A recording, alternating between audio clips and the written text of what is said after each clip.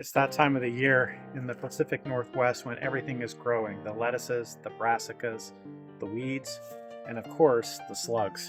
In a garden like this, especially in spring, slugs can be more than just a minor nuisance. They can take down a tray of seedlings overnight, chew through brassicas just as they're getting started, and make you wonder whether anything tender is going to survive long enough to become a plant.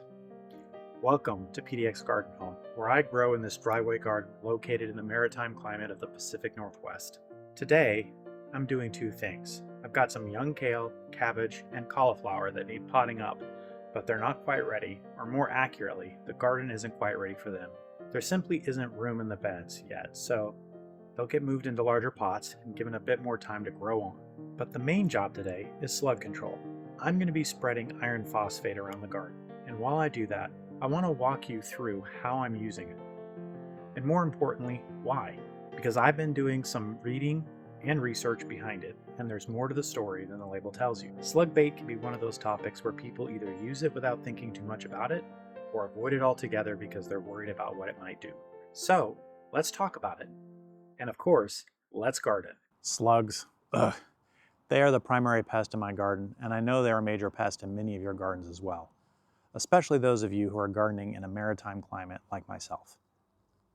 If you've ever woken up to find that your seedlings have been mowed down or just suddenly disappeared after you planted them, it could very well be the slugs. That's happened to me more times than I can count. And I've actually gotten this question a couple of times here among you as well. What am I using for the slugs? Well, I'll be straight with you on this. I've tried beard trapping, using copper tape, those kinds of cures, and I haven't had enough luck. It's not that they don't work, it's that I don't think they scale well, at least not for me. I don't actually know if they work or not because it's hard to have a true baseline comparison. If I trap slugs in beard traps, surely that means I've decreased the population of slugs. I can see them, they're dead. But the fact that I still have a lot of slugs afterwards means that it just wasn't effective enough. Now, does that mean it didn't work? Well, no, I don't know what the alternative would have looked like. How many slugs and how much damage would those little beasts have done if I hadn't trapped them with beard traps, for example? So I'm just saying I can't tell you that these things don't work at all. They very well might. I'm just saying that they don't work at the scale that I want them to. So I do put out iron phosphate pellets. I use the brand Sluggo, which I've been getting for many years and in recent years has actually shown up and been available at Costco. Spreading these pellets around the garden admittedly doesn't feel like a natural solution. And I know those who are trying to stay away from anything remotely seeming like a pesticide may be adverse to it. I too don't want to put pesticides in my soil or on my plants that I use to bring food to the dinner table. Now, I've heard that iron phosphate was an organic solution because iron is a naturally occurring element, and unlike pesticides, iron phosphate was safe. But I figured if I'm going to discuss this here with you, then I'll do some research, and I looked into getting a little more of the details. Now, I'm not an investigative journalist or a scientist, so this research is what it is. One gardener looking up articles and papers on the topic and digesting it in my own mind. I wouldn't consider this an authoritative conclusion.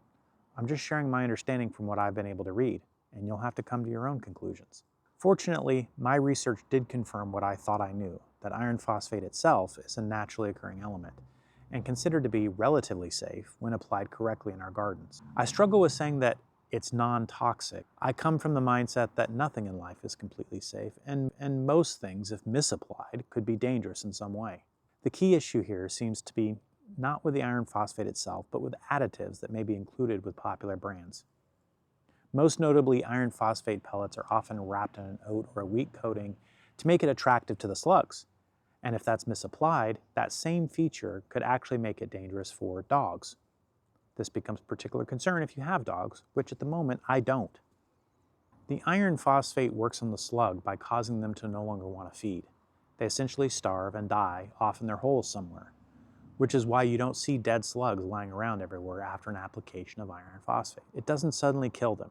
It causes them to just not eat, which is exactly what I want in my garden, for them to stop eating my stuff. The problem that can arise if you have dogs and you misapply iron phosphate pellets is that the dog who ingests too much iron phosphate will have stomach distress, even to the point of death, depending on how much of the stuff the dog eats. And therein lies the rub of the oat or wheat coating around the pellets. It makes it seem like food to the dog as well as the slugs. The mitigation to potential pet danger is a proper application, which means sprinkling a few pellets every square foot, not having piles of pellets sitting together that the dog will just come up and lap up.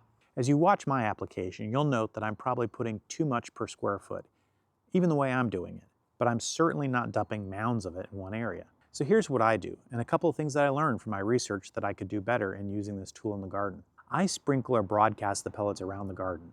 I focus on putting it around the garden borders, between the borders, the paths, and the beds. I focus on sprinkling in dark shaded areas that are hidden behind things like my stock tanks or behind pots, areas that may have rocks sitting on the soil. These are all breeding grounds for the slugs. I also focus on spreading a little bit around their target plants that I'm trying to protect. But again, I'm not mounding it up like the Great Wall of iron phosphate to try to keep out the slugs. At this point in the year, as we start to get warmer, the weather will help us out. The heat and the soil exposed to sun will clear out some of the slugs who need it to be cool and damp to really survive. So at this point going forward in the season, I put it out after we've had a rainy spell, because that's when there might be some more slugs. Also, the wetter soil tends to draw the slugs up to where the surface where I'm sprinkling the bait is. I've learned from my research that it's recommended you apply the slug bait at night after you've watered the garden for similar reasons. I haven't actually done that at night intentionally, so that's something I might start doing. Another thing that I learned is putting it out at night when the slugs might be most active is getting it to them right away before something else gets the bait. In a strange twist to this whole story, it turns out that earthworms will often come up and pull the pellets down into the ground away from where the slugs might use it. This has been seen in large applications on farms where the iron phosphate was mysteriously ineffective. Through careful observation, they were able to discover that the earthworms were coming up and taking the bait and pulling it down into the ground. Now, the comforting thing about this story to me is it seemingly had no negative impact on the earthworms or the soil, but it was a complete waste of the application cost and time it took to put it out there. It had no effect on the slugs because the bait was being eaten up by the worms. So if you have particularly awesome soil with lots of worms in it, you might suffer from this issue. One of the mitigating steps is to put out your slug bait after you water at night so you can get as much bait to the slugs right away before the earthworms have time to pull it down where it becomes inaccessible to the slugs. Now, the other thing I do aside from using iron phosphate is I keep the organic matter and litter clean off my beds. This is a practice that you can also see if you watch videos by Charles Dowding. His vegetable gardens are beautiful works of art by the way he keeps them meticulously clean and structured. I think people will often say this seems unnecessary, unnatural, and you're losing the benefits of in-place compost, chop and drop. I've even thought of doing that and then corrected myself along the way. The problem is unique to our particular climate. Not every garden in every zone would have this issue, but in our maritime wet climates, that kind of organic matter just sitting around on your garden beds is prime habitat for the slugs. So I don't think it's a good idea to leave it, and I try to clean it up. Of course, like every other gardener, nothing I do in the garden is quite that perfect. So I'm sure as you watch my videos, you'll see beds are not as immaculate as Charles Dowding. Nevertheless, I do think about that, and I don't leave things just to rot in my garden bed. Another part that you also see Charles Dowding do is cutting off the damaged leaves or the old dead leaves at the bottom of things like kale or chard, or maybe even cleaning up some of the cabbages that are not quite done heading, or cauliflowers, the leaves that are just hanging around on the ground. These again are all awesome places from a slug's perspective. Similarly, you might consider what kind of mulches or ground covers you're using. I don't put down hay or straw, that kind of stuff, as ground cover in our climate for the same basic reasons, because it becomes slug habitat. I just don't think it's good. So that's what I do. There are many viewpoints on why it may not be ideal. I'm using a product, iron phosphate, rather than manual methods to eliminate slugs, and I'm cleaning out organic debris from my beds to minimize slug habitats. Even that last part can be somewhat controversial. If you've paid attention to recent movements in gardening, they're talking about leaving the clutter in your garden in the beds in order to maintain habitats for benefit. You got to do what feels good to you and pick your battles. It may feel like you're in a never-ending slug warfare, but honestly, these days, I don't feel like that. These practices are just part of my common process, and I don't feel like I'm constantly battling slugs. I see some slug damage here and there, and I might see a trail once in a while, but it's not a constant issue in my garden with these practices. Whether you follow me or you find your own path dealing with it, I hope you too can overcome and enjoy your garden.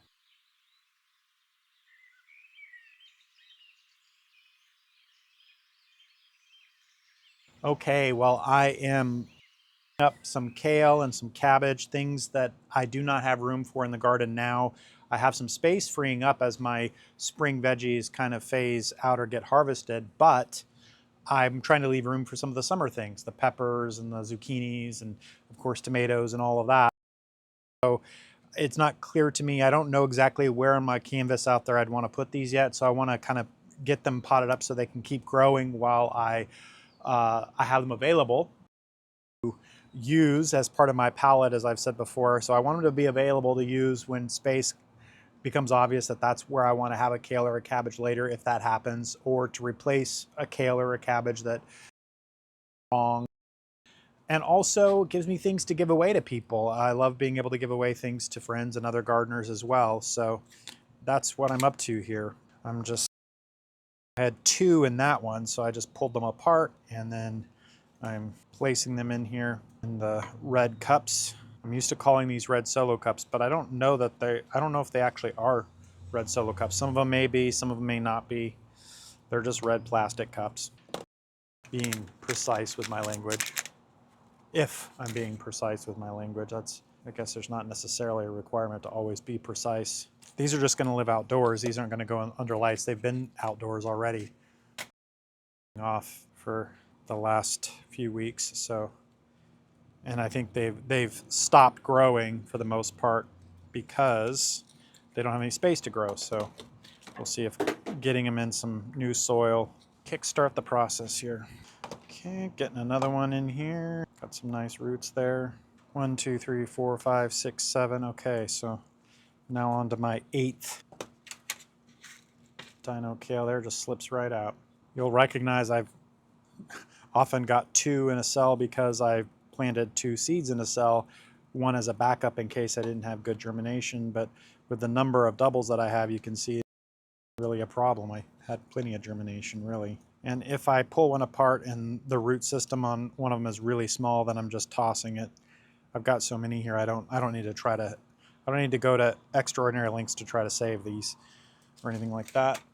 Okay, I think I may have a couple more over here. So I actually have a different kind of kale here that I want to plant here. And because I've got one tag that says dino kale, I'm lazy, don't want to create another tag. I'm just using this one because I'll know exactly what this is.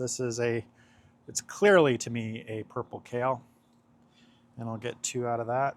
So when I can easily identify the plant, that's a win. That's a win for efficiency because I don't have to worry about labeling because I know what it is. But I can't tell the difference at this stage between my Copenhagen cabbage and my cauliflowers. So that kind of stuff has to be labeled.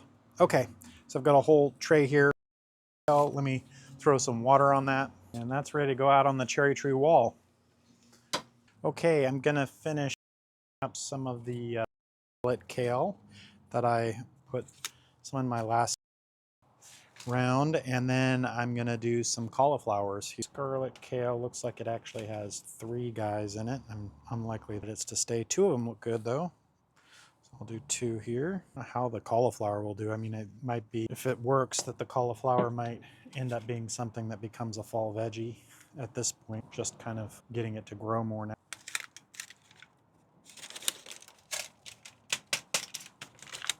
I'm not sure. Could be that it would be ready as soon as, I don't know, I haven't thought much about the timing of that. Okay, so there's my cauliflower.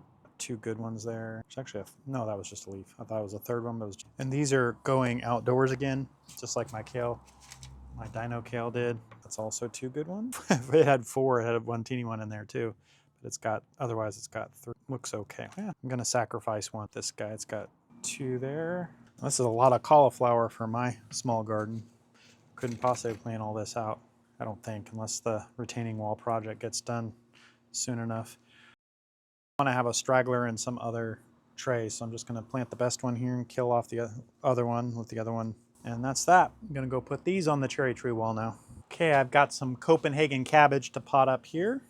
I'm making holes in my cups here, spaces to put the cabbage plugs into. Okay. Copenhagen cabbage is from multiple different seed catalogs. Got it from In My Gardener and from Botanical Interests. grows a nice kind of size, you know, not too big, not too small.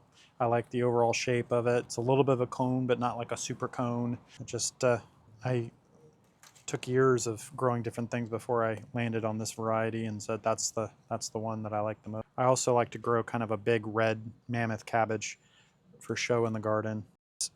I don't know if it's just the way I grow it or if it is actually how it is, but it's a mammoth cabbage in terms of the plant habit. Like it grows massive leaves and takes up a lot of space, but then the actual cabbage itself is, that little red cabbage is smaller than the Copenhagen cabbages, which the plants for the Copenhagen cabbages are like half the size. So yeah, it's kind of interesting dynamic there. Okay, I ended up with just the right amount. Or maybe I subconsciously whittled myself down to just the right amount, but oh, I do have one space sitting over here to put something in there.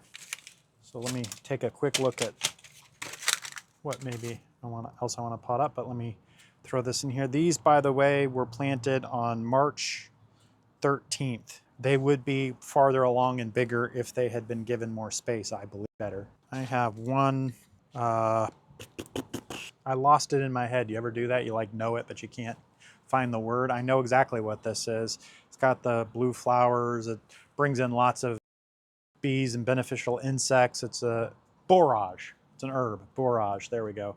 Got one here. I'm just gonna throw it in here. I planted, they get kind of big, take up space, go everywhere. So I already planted 2 in the garden beds. Just potting that one up so I have another one to plant later. This tray is ready for the cherry tree bed. Okay, I've got some rosemary to plant. This is rosemary that actually grew from seed. I don't normally do that. I've done it once before, but normally I get like that holiday bush of rosemary and then plant it out in the yard, and that'll last for a while until I forget to water it or something, and then that's that. So I've got some of that to pot up here because I haven't decided where I'm going to put this yet. I don't know if this turns into that kind of Christmas tree looking bush or if this turns into, because I think there's more of like a ground creeping rosemary. There's different kinds. There's maybe more than 2 kinds, but there's 2 that I'm aware of. Yeah, here's the rosemary there. Yep, smells like rosemary. And it's actually already got enough to harvest because, I mean, I don't know. I like a little bit of rosemary. I like on potatoes or something, but too much, it's like it gets to be overkill. So it's like you just take a few leaves and you're good to go. Sprigs of rosemary, as they say, but it's really just the little leaves that I would be using in cooking. Doesn't look good. And go. It's not like I need a ton of this. Probably know what that is. I doubt I need a tag, but whatever. Let's see here. What do I have? Looks like I've got one more here. Very dried out. But you know, rosemary, a lot of the herbs like rosemary, thyme, they're kind of Mediterranean origin plants that actually prefer drier than I might otherwise give things. So they're not suffering too much that I haven't watered them much. Okay. Well, that leaves me 1, 2, 3, 4, 5 slots, some odds and ends, which I definitely have over here. So let's see what I want to throw in there. Well, I thought I had different kinds of odds and ends, but not really. What I have is some forget-me-nots. And so I'm going to go ahead and, is that what this is? It doesn't really look like forget-me-nots there. I'm not sure what this is. Maybe yeah. Oh, let me do the forget-me-nots here. Okay. Just enough for, and I don't want to, this is a teeny little guy anyway. I don't want a straggler, so I'm just going to let that one go. Man, I wonder what this was. I really don't know what this was. I'm not inclined to spend time on it when I don't know what it is. Just kind of put that off to the side. Okay. So, rosemary, forget-me-nots, and I'm done with this for this afternoon anyway. Well, that's it for today. I'd be interested, and I think the community here would be interested, to hear how you're managing slugs in your gardens, especially if you're growing in our maritime damp climate. Thanks for gardening with me, and I'll see you in the next one.